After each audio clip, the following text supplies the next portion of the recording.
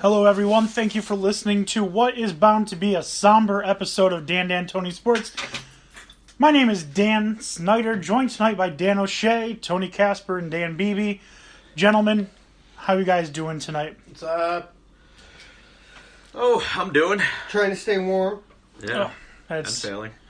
Yeah, that's good. I mean, I have a feeling that after Sunday night, we're all going to be crying in each other's arms after this terrible Super Bowl. I'll probably be snoring by the time the end of the game comes to fruition. I'm going to be asleep. Snoring, passed out, drunk. Yeah.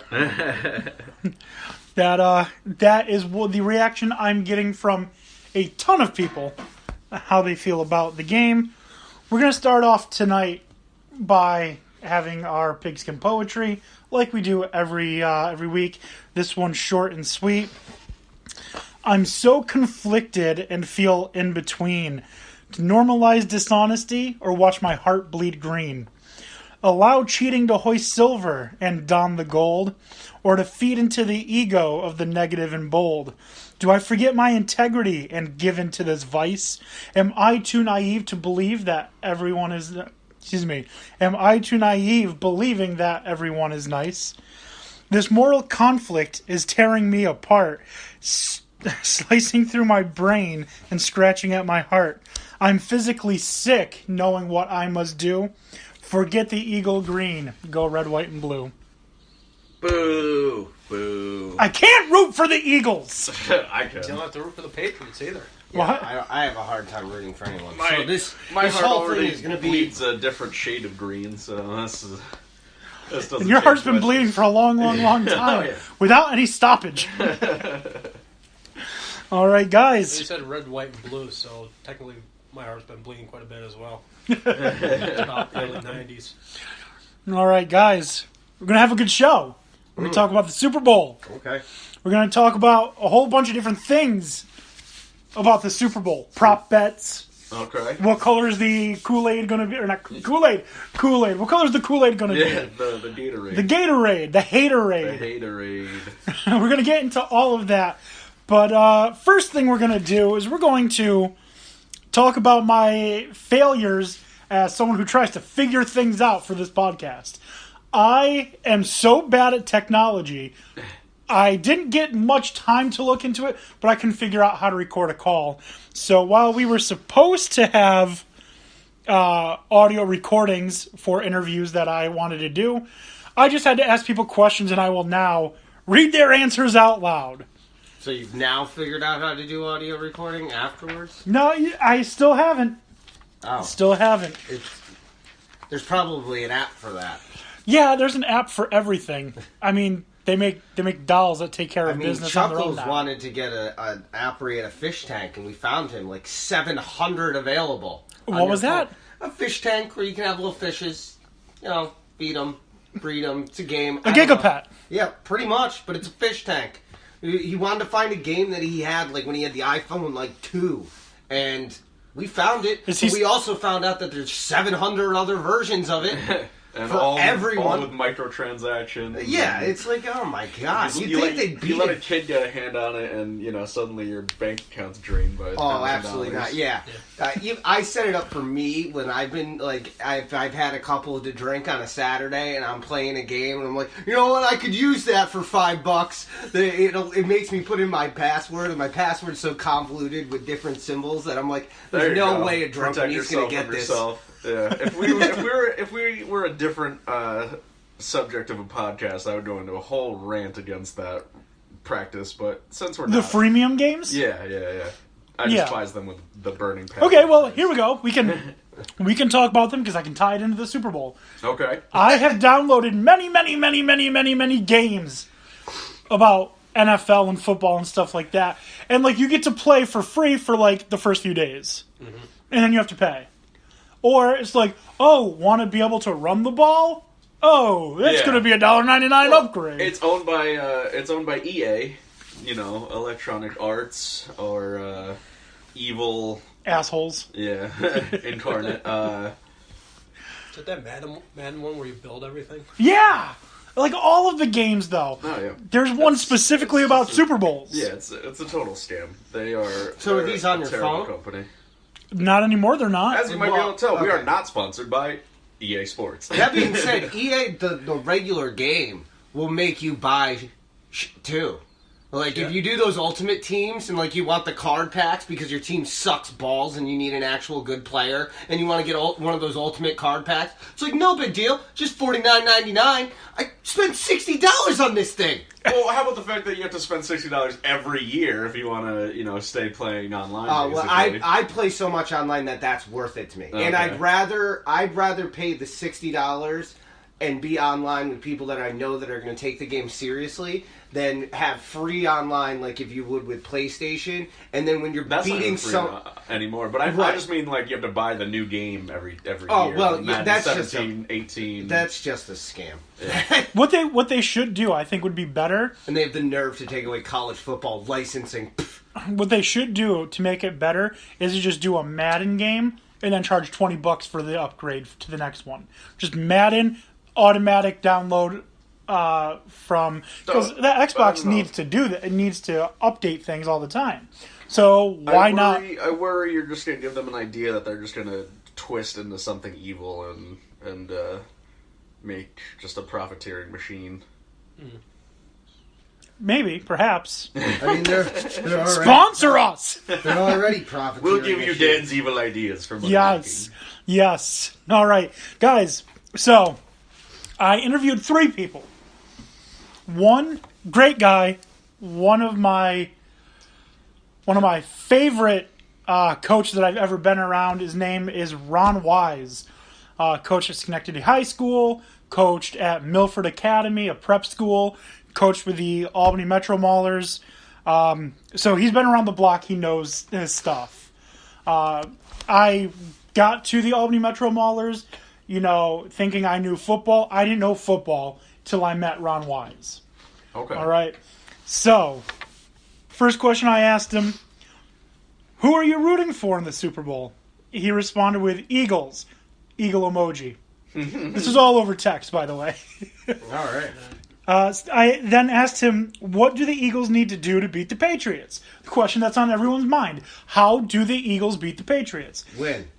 Good answer. Score more points. Yes. For Tom Brady. Yes. That hard-hitting analysis by John Madden himself. Boom. Tough What action. you want to do is you want to get into the end zone more times than the other team. Well, that's not true because Austin Severian Jenkins did and it still didn't matter.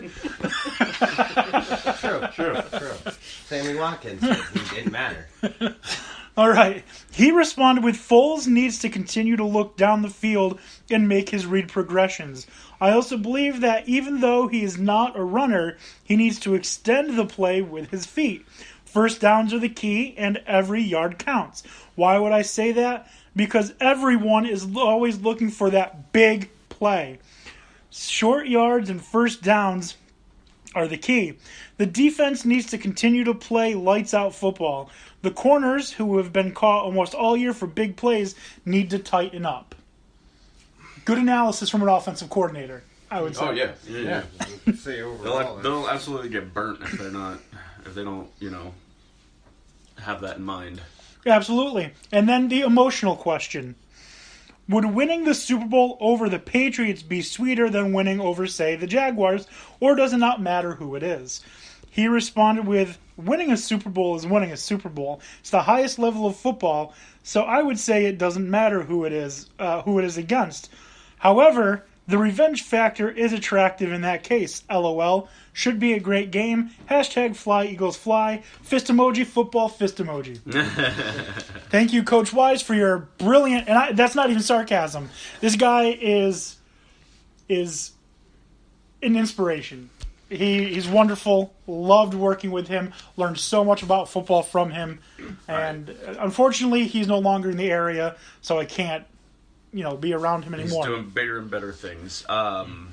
Absolutely agree with that analysis, and it shouldn't. Things are different in the game where everything's on the line, but it shouldn't be that hard for the Eagles' offensive line to give Foles that extra time. And Even without him. Lane Johnson? I think so. I'm honestly not that impressed by the Patriots' defense. Oh, of course not. We're not talking about world beaters here. We're talking about. Could you name anyone on that defense besides Patrick Chung? Besides Butler and a couple other people that have been there for a while, and now Stephon Gilmore. Yeah, and Barnes or Yeah, I mean, think of a couple of Bills. whomever they just got from the Patriots. I mean, the Bills are pretty much on both sides of the football in this entire game. Have you really thought about that? Like, I mean, they have Gilmore, but on the other side, the Eagles have Darby. Okay, these are most of who the Bills were last year. That's a good point. And Dolphins, too. Yes, they basically just picked that, like, the bottom part of that division. They're like, we're all going to go to the Super Bowl. Yeah, that's a good point. The second person I interviewed, gentleman's name is Rich Kafer. He played for the Albany Metro Maulers. So, obviously, he is connected to football in more than just a fan aspect. I see where you got your connection. First question I asked him, what is your favorite team? Simple question. He responded, I'm a Pats fan. Yep. Since when? Since when? This guy's been a Pats fan since I've known him. Gross. Then, so we Still don't a know. bandwagoner Yeah. then. Yeah, potentially. We're guessing. Yeah. Every Patriots fan that exists is born after like the year 2000. So Ben Coates era. Yeah, you're talking about the Ben Coates era. Yep. Curtis Martin. Curtis Martin. Yes. oh, Curtis. So All right. Second question I asked him, who do you think will win the Super Bowl? Straightforward question. He responded, of course, the Patriots. All right. Third question I asked him, what do the Patriots need to do to beat the Eagles? burn out that defense. He responded with, the Eagles' D has been putting pressure on the quarterback. If they give Brady time to throw the ball, he will pick them apart. Mm-hmm. I completely agree. If he doesn't get pressured, then there's no pressure on him. Yeah. Like, if he doesn't get pressured, there's no pressure on the line, there's no pressure on the receivers, the running backs. And getting pressure on him is also different than most other quarterbacks because you need to get there faster. If you give him 3 to 4 seconds, that's all day for him. He's got such a quick release. Yeah, You've got to be and there. he's been used to the hurry up forever now. They've been running a hurry up type offense when needed for years, and they're brilliant at it. That's why they have those quick slant type receivers that are excellent route runners, that are just super agile. Maybe not the top speed burners, but they don't need to be because they're making so many cuts that as long as they can get up to speed quicker than the other guy, even if that other guy's got a higher top speed, then they can, get open and get the ball. So you need to get to him right away. You need some clear, open blitzes and Just blow up the offensive line. yeah. That's really what you need to do to beat the Patriots. Yeah, and once you can start making him hear footsteps, it's a different game. He does get shook. But he is very good at stepping up in the pocket. Yeah. Like, the only people that I can think of that have a better pocket awareness than him, maybe not even better, is Aaron Rodgers. Aaron Rodgers knows exactly. Can buy more time. He can. He's excellent. He's excellent on not only pocket awareness, but when mobility. to get the hell out of there, which Brady can't really do at this point in his career. Brady doesn't make He mistakes. was never a huge runner, but he could. He used to be able to run more. Brady doesn't make the mistakes that a lot of other quarterbacks do. Mm-hmm. He doesn't like to, but he is smart and game mature enough to just understand when he's going to get sacked and just tuck it and take the sack. He just goes down and like people are like, oh, what it was. And it's honestly smart. It's why. That's when other quarterbacks throw the most interceptions. You'll also see him otherwise too. Is in those situations he will dump it at the running back's feet. He will try and loft it out of bounds if he can. Yeah, he's not going to take the sack. Yeah. But he's not going to. You're going to have to get lucky to capitalize on a mistake because they're not going to come very often. It's not going to be like Keenum where it seemed like every mistake compounded it and helped the other mistakes happen going down the line. That will not happen to Brady. If you get one off of him turnover, consider yourself fortunate. You better get points off You of it. need to hit him on the blind side. You need a couple of blind side hits, ones that he'll feel, not just sacks.